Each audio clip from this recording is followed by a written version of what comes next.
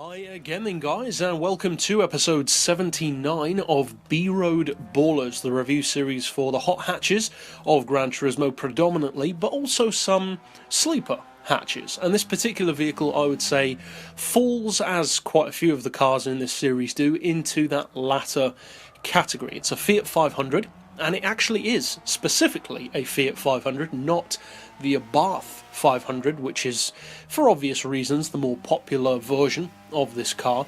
But this vehicle is an interesting alternative, I would say, to the Abarth model. Now, straight off the bat, this is not a car which is going to blow your mind. It's a good car in a number of ways, but don't go into this car expecting, well, as I said, don't expect to have your mind blown, because it's just not that kind of car.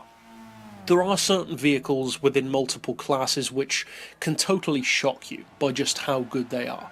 This isn't necessarily one of those cars. This is one of those cars which is easy to categorise, I would say, with one word, and that word is nice. It's a nice car. It's not amazing, it's not incredible, it's nice in a number of ways. It's got nice handling, nice performance, a nice value for money / price ratio, but it's not necessarily the best of the bunch in any particular way.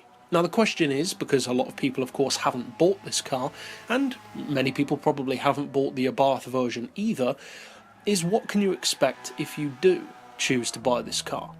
Well, you can first of all expect a price of 23,000 credits, which is pretty good. That's not overly expensive. It's perhaps a little too expensive, but not ridiculously so. The engine is a 1.2 litre turbo, it's front wheel drive, as you'd probably assume it would be, and fully tuned, it's actually got some pretty good numbers. The numbers in fact aren't that bad even compared to the Abarth version. It's got 261 horsepower, 203 foot-pounds of torque, which for a 1.2 litre engine is pretty impressive, and it only weighs 843 kilos. Which isn't too surprising, given that it is a small front-wheel drive hatchback, but still, it's impressive nonetheless. The horsepower per tonne is, I would say, pretty good. 310 is not bad at all, and even the PP isn't overly high. It's only 480, even with all of the aforementioned numbers behind it. So, on paper, at least, it sounds like a pretty good proposition. All of the great performance that you'd want from something like an Abarth 500 or a lower grade Punto HGT or a Lupo GTI, that kind of thing, a lower grade, more super mini style of hot hatch rather than a bigger, more powerful one like a Focus or a Megane. And I have to say, for that kind of vehicle, the super small, super light, super cheap, super mini category, this is a pretty good option. Primarily because, as I said earlier, it is more of a sleeper. When you pull out the Abarth 500, for instance, it's to some degree kind of the expected car. Of course you're going to choose that in the small hot hatch category. It's one of the best options you can get. If you don't pull that out, maybe you'll get a Polo GTI, which is basically the most OP vehicle in that category, or maybe some people like myself might pull out a Lupo GTI instead, that kind of thing. And then of course you'll get the occasional K car, and they can be fantastic in their own right as well, and I'm a huge fan of them. This one though is far less expected. This is more like the Mini 1 of the Fiat 500 range. It's that entry level, or close enough to entry level model.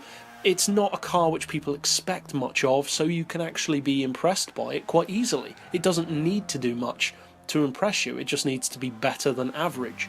And I would say that this car is better than average. Now of course that's with tuning. Without tuning it's not all that quick, but there are plenty of other cars in the game which aren't that quick without tuning that become amazing when you do tune them. So overall, this doesn't really need to be an overly complex or even overly long review. It's a pretty simple review for a pretty simple car. It's a full premium, it's cheap, it's totally understated, it's not really that expected a choice, so people don't take it that seriously and won't view it as a threat in public lobbies, which can really work to your advantage. It can definitely be useful in seasonal events, for say 475, 450, even down as far as 400 pp, and it's just a nice car, as I said at the start of the video. Don't expect it to destroy everything it comes up against, but it's got a good mix of everything. The handling is very nice to work with. In fact, I may actually personally prefer the handling on this car to the Abarth version. Now, part of that may have to do with the fact that it's got less power to deal with in fully tuned form, but nonetheless, I think this may feel a little bit nicer to drive than the Abarth, at least in my opinion. I certainly do like the fact that it's more understated, and the fact that the Abarth is such an obvious choice kind of puts me off it, and I know some of you guys are like that as well. You tend to go for the less used option. And if you're that kind of person, this is definitely the car for you when it comes to small super minis. So overall, it's a decent alternative to the more obvious choices, and you won't be disappointed by it in any particular way. But that's it overall for this particular pick. I'll see you guys next time, and as always, thanks for watching.